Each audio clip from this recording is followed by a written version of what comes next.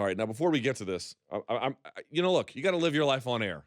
We don't get any commercial breaks. My right nostril doesn't work. In fact, you can't zoom in, but if you watch this, I'll breathe in. This nostril will collapse. This one won't. Ready? Let's see if I can get it right.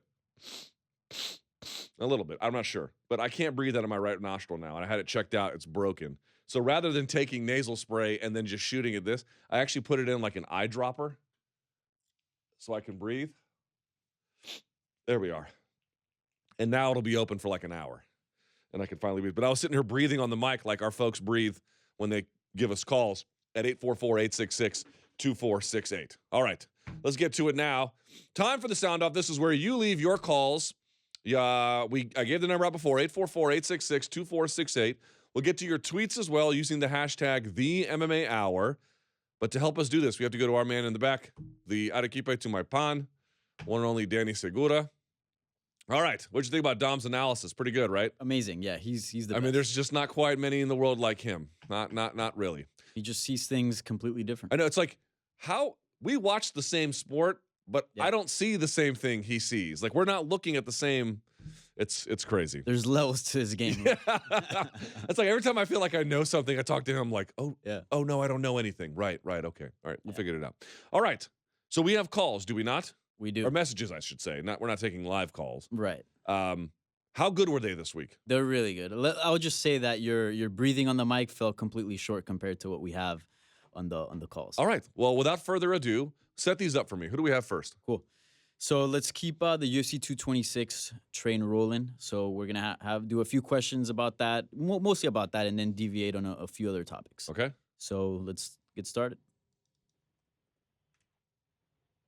Hey Luke, this is JB from Sarnia, Ontario, Canada, and I just wanted to hear your thoughts on DC currently holding the light heavyweight and heavyweight belts. He made it fairly clear that he has little interest in fighting anyone not named John Jones or Brock Lesnar. With both of their immediate futures unknown, is this ultimately a bad thing for the UFC? Not having a title fight in literally their two biggest divisions for the next 6 months sounds like a step backwards. And props for Monday on the shoey. You're up next, Luke. Oh, am I? Am I up next?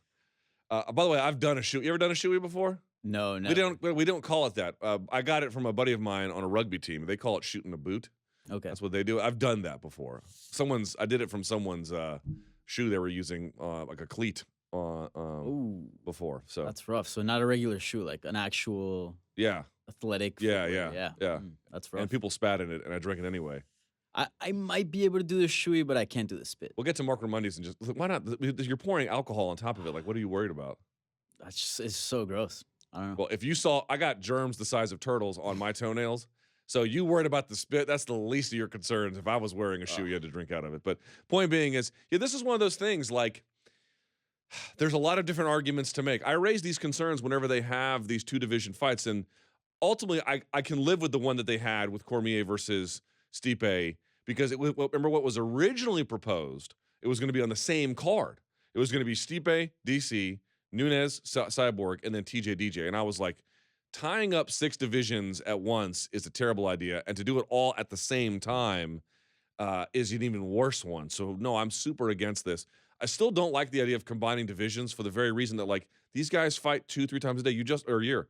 You just heard Dominic Cruz say fighting 3 times in a calendar year is so difficult. By the way, gives you some respect for Israel Adesanya, who's fought 3 times in 6 months, and wisely decided to take time off. Here's my point. Everyone was all excited for this fight. Me too, in the sense of the fight itself. How could you be against DC versus Stipe as a fight? As a fight, it's got everything you could possibly want. But now the bill is due. So we'll see what Daniel says. I mean, maybe this was all posturing, and he'll fight he'll fight Alexander Gustafsson next, and all these concerns will be allayed. In the end, he says he's out in March, so we have 8 months between now and then or so. Pardon me. So no matter what, he's not going to be holding it for a year before he's stripped. So I guess we're avoiding the worst case scenario. I think it was a calculated risk by the UFC. I don't think we're going to get to a worst case scenario. But yeah, the bill is due now, and now we got to pay it. You think Daniel Cormier will defend his light heavyweight title before he fights Brock Lesnar for the heavyweight? I think it's entirely dependent on Brock, and to be honest with you, because Brock can only return past January. Right. He can't even fight this year. Mm-hmm. So if I'm Daniel Cormier, the thing about it is do you want to fight Gustafsson? Let's say Gustafsson comes out, looks like a beast against Oezdemir.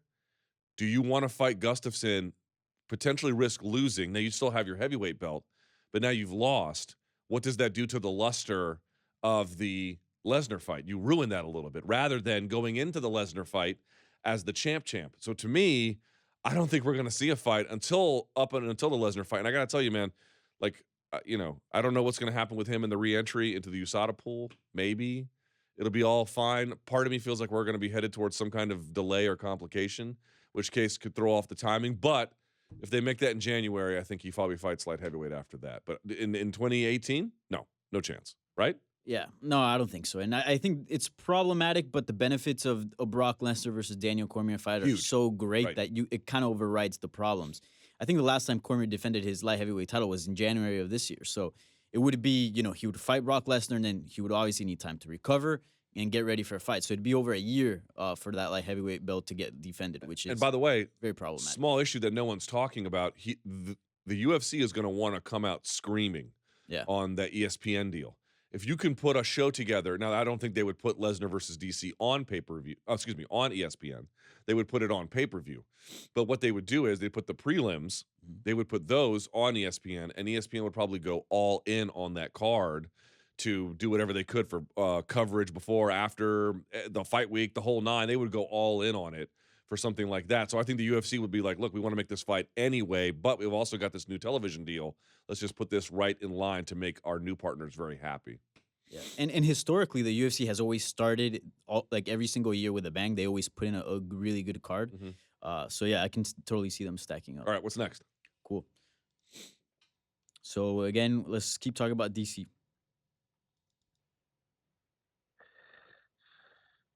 Hey, Luke.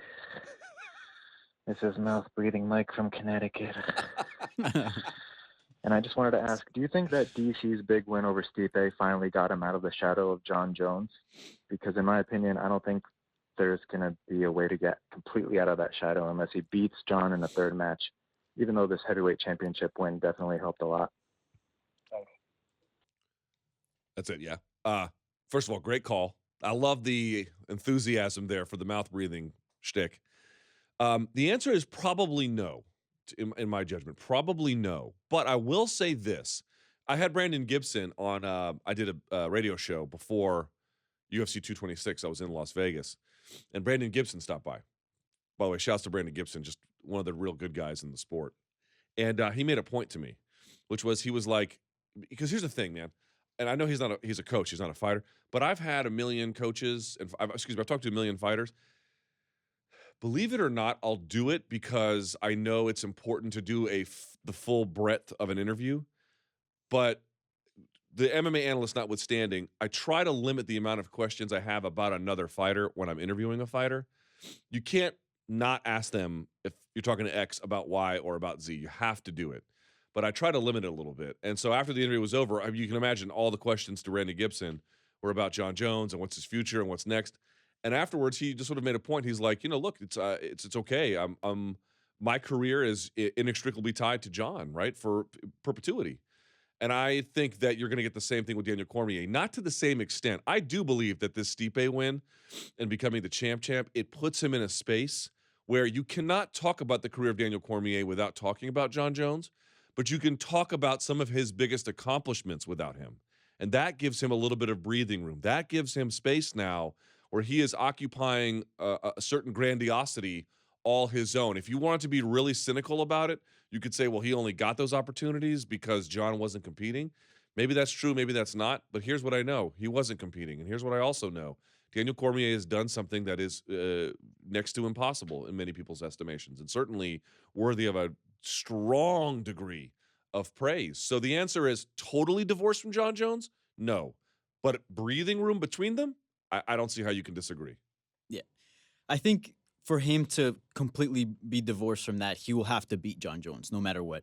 If he doesn't have But even then, Jose, I'll let you finish. I didn't mean to cut you off. I'm just saying, even then you'll have 3 fights with the same guy. How can you tell each other's stories without the other? It's impossible. Oh, no, for sure. They're going to be always tied together. But what I'm saying is that whole, argument that John Jones is better, that DC is only there because John Jones isn't, I think that'll go away if DC beats John Jones. Other than that, like, he can get the heavyweight title, he can defend the heavyweight title or the light heavyweight title, and that will definitely help the case, but it will never create that separation. Okay, I can live with that. Yeah. Cool. Let's go on to next question now involving John Jones.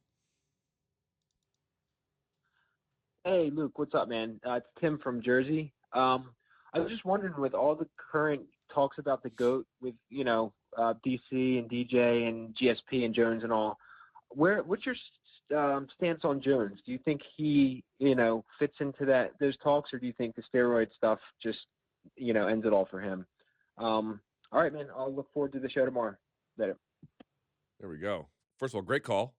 Appreciate that. I always like it. Name and where you're from. It doesn't, I can't say it means nothing to me, but this is the point about greatest of all time.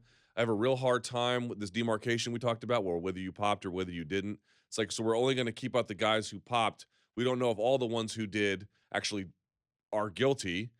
Some of them probably are. Many of them probably are. But even then, there's a ton of people we all celebrate that were juiced to the tits. And we're not going to say anything about that. To me, that makes no sense. So here's what I'll say to you. I don't know about the official rankings and what the criteria would be, but are you asking me, is John Jones the best naturally talented fighter I've ever seen? Yeah, I think he is. I'm sure some people would debate that. I'm sure some people would disagree. That's fine. That's what this show is all about. Maybe you do. If you do, tell me. But, look, his issue is only career management. It's not talent. It's never been his problem. It's just everything else around that. If he can figure that out going forward, and we'll see what happens, sky's the limit for him. Still at age 30, he still got Cormier started at 30, excuse me. He started at this. So yeah, to me, he's probably the best fighter I've ever seen. That's a different question than who has achieved the most, right? That's a separate issue, but that's probably my number one in terms of just ability. You? Yeah, I would have to agree. Maybe Demetrius Johnson can give him a run for his money. He's so technical as well, but my definition of the GOAT kind of changed recently with the World Cup. I think achievement is greatly tied to who's the GOAT. I think you can obviously look at a fight and what do see you mean how achievement is tied to the GOAT? What does that mean? Like, you can look at a fighter and he could be extremely technical and you could appreciate that and you could be like, okay, this guy might be the best fighter in the world, but it also matters what you achieve. Like, let's say Daniel Cormier just stayed fighting at light heavyweight. We know how good he is, but going up to heavyweight and getting the title also means something. GSP, we knew how good he was. He didn't have to go up to middleweight, but going up to middleweight and capturing that title, adds to it. So same thing, like, back to what I was saying with the World Cup, like Cristiano Ronaldo and Messi, like these two, we know they're very skilled, but if one of them won the World Cup, like that definitely puts a lot of weight in their argument. Yeah, but it's a team sport. Like people are like, yeah, I saw Mike Wilbon make this argument. I was like, Mike Wilbon's the dumbest man in America. Mike Wilbon was like, well, for Ovechkin to really be one of the best hockey players ever, he needs to win at least another cup. And it's like, do you hear yourself talking? Why would you even say something like that?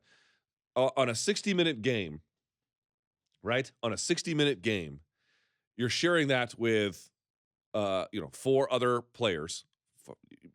I mean, it could be power play or something like that, right? But there's 5 on the ice, right? You're on there for maybe 20 minutes a game, meaning for the majority of the game, you're not even playing. And even when you're on the ice, how much are you able to contribute? The idea that like these people do this all the time. Oh, well, how many rings does a certain quarterback have? Well, look, Tom Brady also shows these qualities that are beyond these simple calculations. Like you could say independent of those wins, he does things that make you think he's the best ever.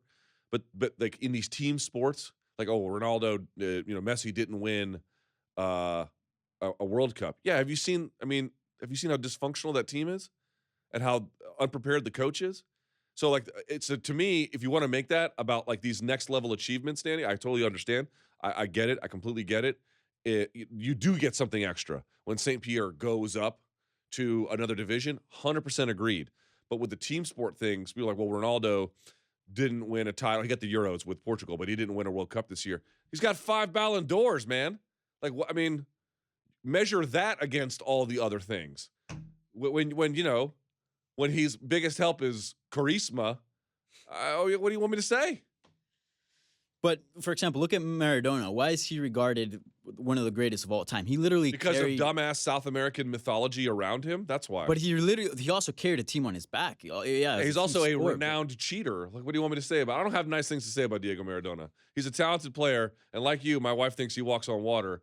But it's a bunch of bullshit mythology, man. I don't buy it at all. I think achievement is great. I mean, at the end of the day, skills are there so you can achieve things, right? You can't achieve certain things without skills. I mean, there could be luck involved and whatnot, but Yeah, but for the team sport thing, there are so many other variables Yeah, of that go course. into achievement Yeah. that trying to define a player's career as a function of that is very perilous. Yeah.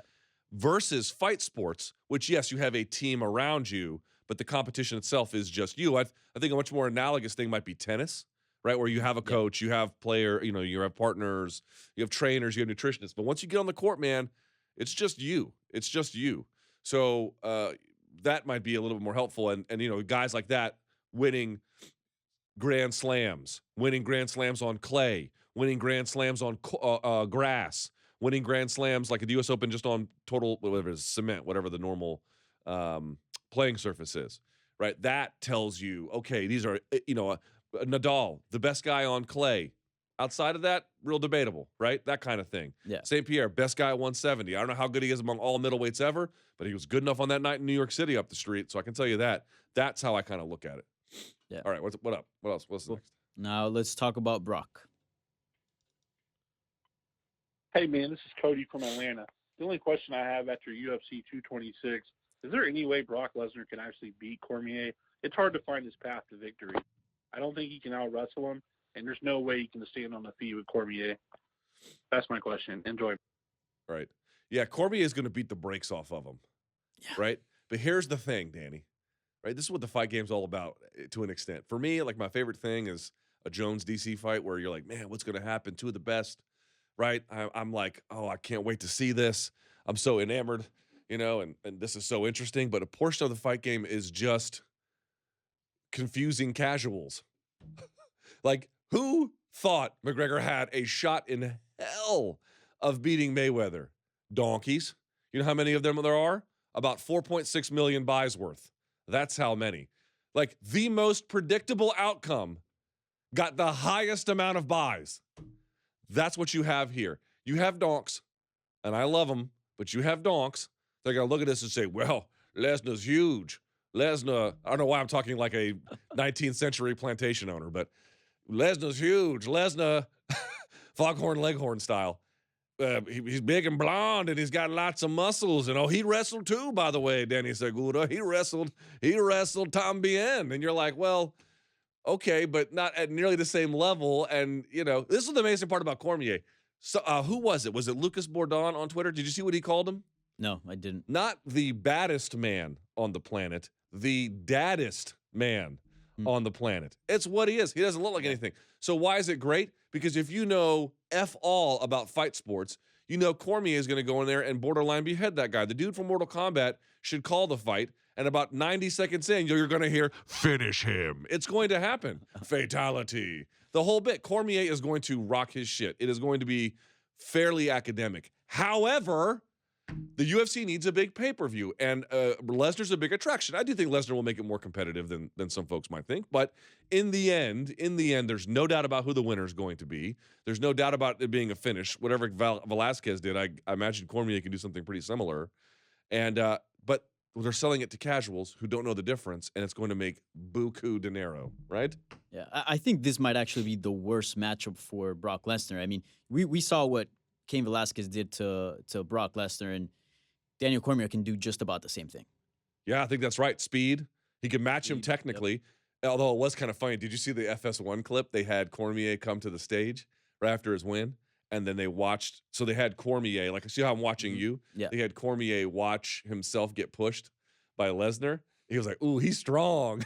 And he kind of smiled about it. Lesnar's strong as hell. He's strong. Yeah. He's really strong, and he is a good wrestler. Like I said, I think in the end, Cormier is going to beat him, but and probably pretty quickly. But do I think that Lesnar's a good fighter at heavyweight? I mean, he came back after a huge layoff, and he beat Mark Hunt without much issue. So, yeah, I do, actually. Yeah, and still, we can't deny that Brock Lesnar's a really good wrestler, plus the strength, so that'll definitely add, like, an interesting component. But I don't see Cormier losing this fight. No, neither do I. Cool. Now, this one's a bit interesting. All right. Hey, this is Rush from Chicago, Illinois. If you were doomed to watch only one fight for the rest of your life, which one would it be? Ngannou versus Lewis or CM Punk versus Mike Jackson? Wow. Think Pick about wisely. that. Thank you. That's an easy call. It's an easy call. CM Punk, Mike Jackson. Yeah. Okay. Here's why. Very easy call.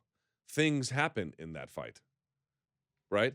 Some of it, quite frankly, for comedic relief, if I'm being honest with you. Also, there are some talent. I don't know, drenched is the right word, but there are some moments of skill from Mike Jackson anyway. So you could admire that.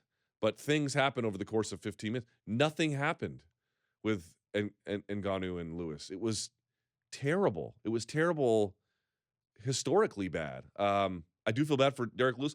How much of a pass do you give him? Because here's what I'll say about Derek Lewis.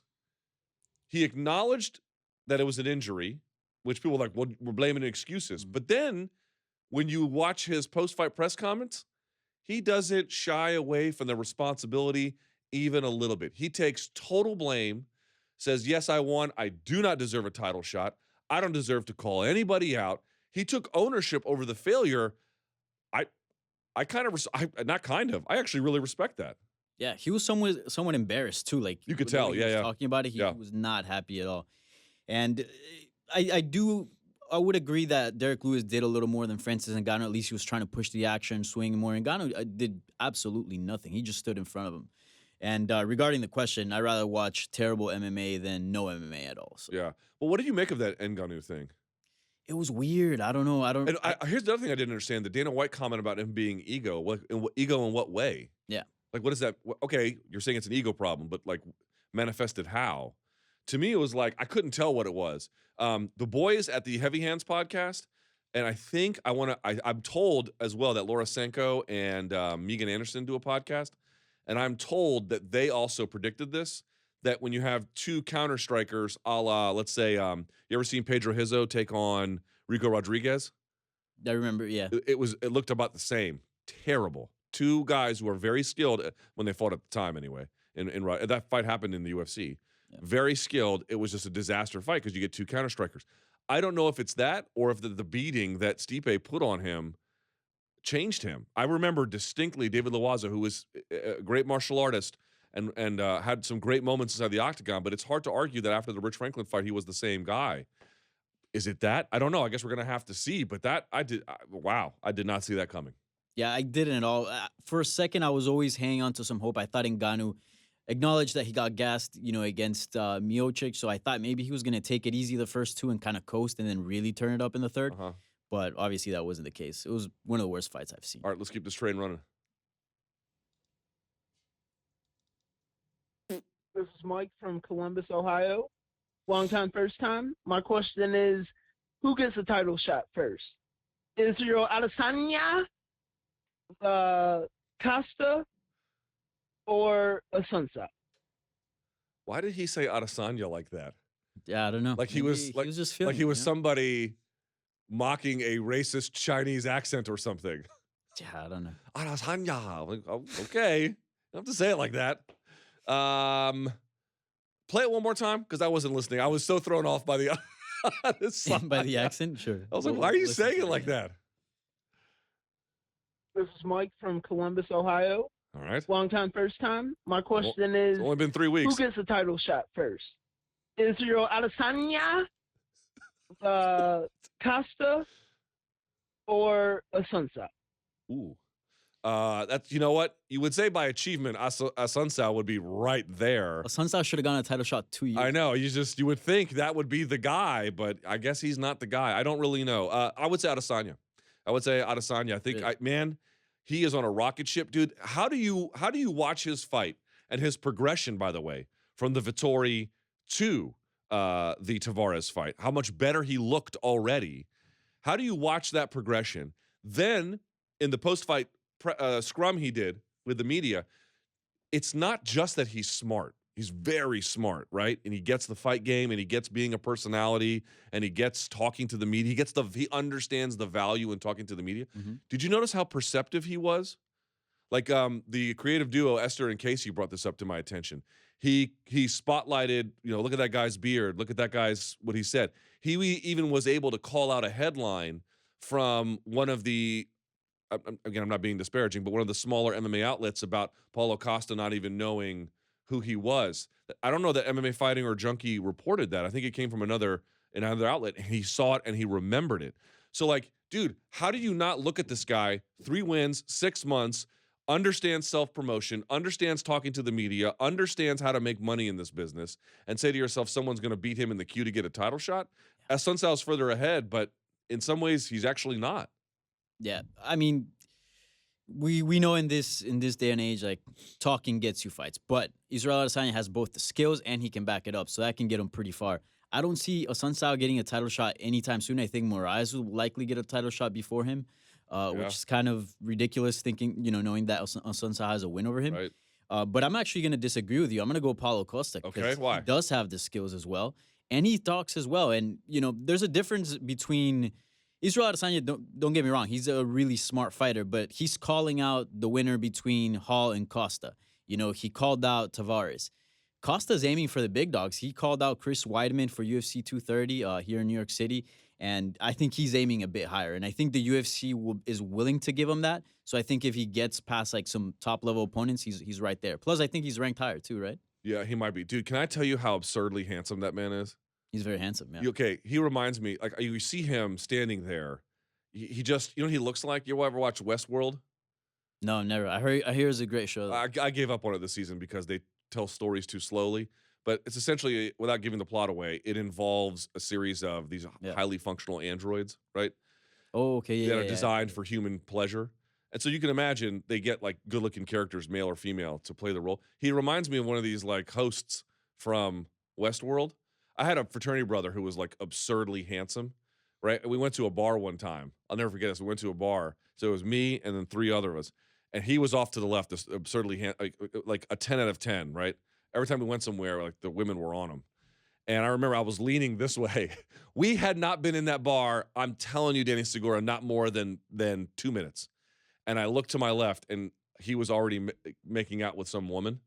She just came up to him, and they started doing that. And my fraternity brother looks at me, the other ones, and they go, "Dude, what is that like? What is that like to just walk into a bar and 2 minutes later they're all over you?" I don't know, but I bet that's what happens to Borrachinha when he goes out. Oh yeah, for sure. I don't know if you remember, he told a crazy story about him going to Costco thinking it was Walmart, and he didn't have a Costco membership because you have to pay with like a card. Yeah. And there was a lady working the cash register, and he just like, I guess, charmed his way through, and she's like, "Oh, I got you. I'll use the card," and he got to pay his whole thing. They're probably like, you know what? Just take the large screen TVs for free. Fuck it. Yeah, probably. Right? Yeah. Yeah. Well, but look, membership has its privileges, I guess. Yeah. I wouldn't know. All right, keep going. All right. This is I picked this one specifically because I saw you doing a little bit of trolling in Vegas. Yes, I certainly was. Yeah. Hey, Luke. This is Richard Powell from Las Vegas, Nevada, fight capital of the world. I just want to ask, what do you think the Golden Knights' chances are of making it to the Stanley Cup Finals next year are? I just want to say congratulations too, man. Thanks. Before you answer that, how many FUs did you get while you were in Vegas? People got bitter. They got bitter, like straight up bitter. Some people had a good laugh about it. Other people were like, "Really, dude? Really?" And I was like, "Yes, really." I didn't get a chance. A bunch of buddies and media friends all got to fly out for the games, and there was only 2. There were 3, right? Because they played game 1, game 2, and then game 5. Yes, that's right. All in Vegas. I never got a chance to go. And so I really wanted to do it. Yeah, there were some people who were like, plus I did this event again ahead of time at this official party. The official bar for the Vegas Golden Knights outside the T-Mobile, flashing it. And we came back from every commercial break, and I was like, all right, Stanley Cup champions are who now? And people were booing me. Some people threw some drinks, but you know what? It was all worth it. What do I think their chances are? Terrible. Not good. I've not paid attention too much to their offseason, but I know they've already lost some key components. And they have a good coach. I really respect their coach. And whatnot, but they don't really have any star players. Their first line is usually every other team's second line. They just have some good chemistry, and I don't think they're going to be able to repeat. But I didn't think they were going to come this far anyway. It didn't matter because the Washington Capitals beat him within an inch of their life. So there you go. Yeah, I don't know anything about hockey, so You should, dude. It's soccer on ice with violence. Yeah, I actually like the fights, and I've seen highlights, and I really enjoy. Yeah, I'm telling you, my wife's like you. When she came here, she was like, I don't like American sports. She goes to hockey games with me. Well, I've actually been to a hockey game. And okay, who'd you see and where'd you see it? Panthers, and I think that was years ago when I first moved down in to this Florida. country. Like, yeah. Dude, you got to go to MSG. You got to see the Rangers play. Yeah. First of all, you're gonna hear the craziest trash talk from the Long Island Donks, who are Rangers fans. I know they have their team, but Iowa, you bum. You're going to hear that constantly, but it's still worth going. Correct me if I'm wrong. The Panthers are pretty decent now, right? Because I remember going. They're okay. I think 2006 or something. The real good team is the one the Caps play, the Tampa Bay Lightning. That's a legit, very, very good team. Cool. All right, this one was actually from last week, but it was so good and we couldn't get to it that it carried over. Okay. It's a familiar face.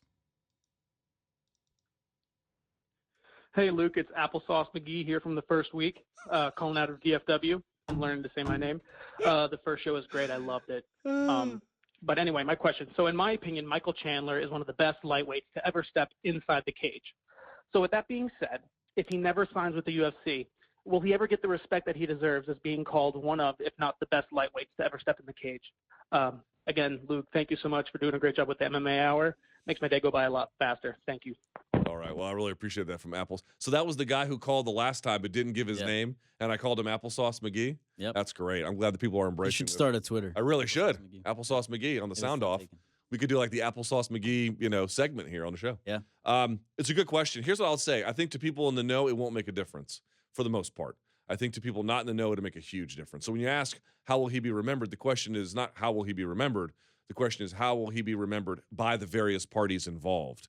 So to people who understand what he's been doing and how good he is, I think they'll have pretty high praise for him. You could make an argument that even those folks in the know will have to downgrade what he's done because there were so many good fighters of his generation that he never faced. I can understand that argument too. But the reality is getting to the UFC is such a point of visibility. And again, look at the lightweight crop that's over there. The lightweight division has literally never been better, right? We're living in peak lightweight times. Even with BJ Penn and his title reign, this is better than that in terms of the overall stackedness, for lack of a better description, of the division. So how much will it affect them? Yeah, I think substantially by a lot of people. Whether that's fair or not, that's life, I guess. But wouldn't you say, for example, we knew Eddie Alvarez was a great lightweight, right? At Bellator. No doubt about that. Oh, he was amazing. But wouldn't you say like him going to the UFC and actually seeing him go up against, fighters that we know are very good in the UFC, wouldn't you say that helped this case to, cement himself as one of the greatest lightweights? To you and me. But even now, does Alvarez get the respect from UFC fans that he deserves? Look at Alvarez's resume. Was a UFC champ, has beaten UFC champs, WEC champs, Strikeforce champs, has beaten Dream champs, ONE FC champs. You could go on down the line. I mean, you want to talk about a belt collector. My God, yes, he did not have a good showing against McGregor. Okay, fine. But just about everywhere else, he has looked phenomenal. He's a super phenomenal talent. But how many people know that? It's not a question of what did they actually do. It's a question of what is the public visibility about that accomplishment and how much does that matter? People might think Conor McGregor is one of the greatest fighters ever, and certainly he is one of the best lightweight fighters ever, and what he's done, again, icing the best featherweight and lightweight of all time, or one of the best lightweights of all time, is amazing. But does he have the same body of work that other fighters do? No, he's been inactive. He can't. Yeah, I would agree with that. But I do think if he wants to be seen, and because like you can be seen as a really great lightweight in Bellator, but I really don't think you can be seen as the best until you go to the UFC. The reason why we there's that argument that Rory McDonald or Gegard Mousasi might be the best at their weight class is because we've seen them in the UFC. We know what they can do. So there's that. And then so we got one more question, and it's by the way, I'm getting a correction. Apparently, it was us that cost. Yeah, no, yeah, it was. It was an interview. I didn't realize that. I don't think it was a headline, but we cut clips from it, and that was one of the clips. Okay. He's like, even then, it's a small thing that he found. Yeah, it's a social media clip. He's paying attention. I got the fact checkers all up on me. Cool. Now this is our weekly mouth breathing. All right. Which was pretty intense. Okay. I gotta tell Did you. he treat his lower body like an amusement park? Again, no comment. All right. But you'll be the judge. You tell me. All right.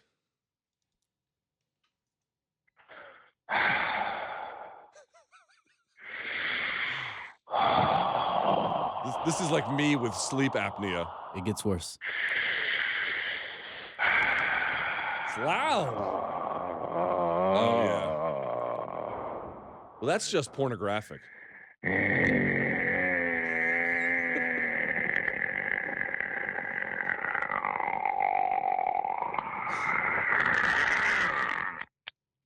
That's literally me every night struggling to breathe. I feel bad for your wife, man. Yeah. She pushes me like, you ever seen those like beached whales? They're trying to like push back into the water. She's out there shoving me, bro. That's how I sound. I have to sleep with because the nose is blocked. And if I sleep on that side, then everything gets collapsed. Yeah. It's a nightmare, bro. Man, that's rough. All right, let's get to these tweets. Yep, let's do it. After the mouth breathing performance art. Yeah. That was historic, huh? It certainly was. Cool. Any day now, Danny. Ready? There we go. Oh, I know this dude. Vic Nobu. Good guy. Trolls me a little bit, but that's okay. I know Stipe is a great fighter, but were we getting ahead of ourselves, anointing him the greatest heavyweight ever, or is DC just that good? Maybe both. So here's my thing about this. We have this debate all the time, Danny. It happens constantly. St. Pierre comes back. Well, maybe he's the best ever. And then Demetrius Johnson comes back. You're like, well, that comes back, but, gets back into rotation. You're like, well, no, I mean, look at what he's out there doing. And then another guy comes along. And you're like, well, look at what he's doing. And I realize that this is just about heavyweight, not about something else. Look, here's what I would say. He is historically the most accomplished heavyweight champion for the UFC. No more, no less. And that's a great, great thing to be. Best ever. You gotta wait a little bit. You gotta wait a little bit to see that. What else do we have? Let's keep these rolling, shall we? Do you think Lewis versus Francis should have been a draw to not reward one or the other with a win? Why or why not? Well, no, it should not have been a draw to not reward one or the other. It would only be a draw if you felt like it was a draw to justifiably score that way, which perhaps you did, but not to send a message. That's not what judging is about. Judging is merely evaluating the action for action's sake, not about social engineering. So no, I would not say that. Keep going, please. What else we got here? Okay, what, in your opinion, is the appropriate trajectory of Kiwi stars Adesanya and Hooker in their divisions? Should they be fast-tracked into top 5 contender fights or given a couple more manageable fights to build their skill sets and fan bases? Well, Adesanya is certainly top 5. I can say that with a strong degree of confidence. Hooker, a little bit different. Hooker, I would say maybe top 10, top 15. In fact, let me pull up the rankings here because I don't even know where things are at right now with that division. Although he has, the way he beat Burns was just so utterly tremendous. So let's see. We've got Hooker. Yeah, you got Vic at 11, Pettis 12, Hernandez at 13, Felder 14, Trinaldo at 15. Some of that's going to be shuffled around because we don't have the rest of that settled yet. But so I'll say top 15 for Hooker, top 5 for Adesanya. Definitely. I've been blown away by how good he has looked.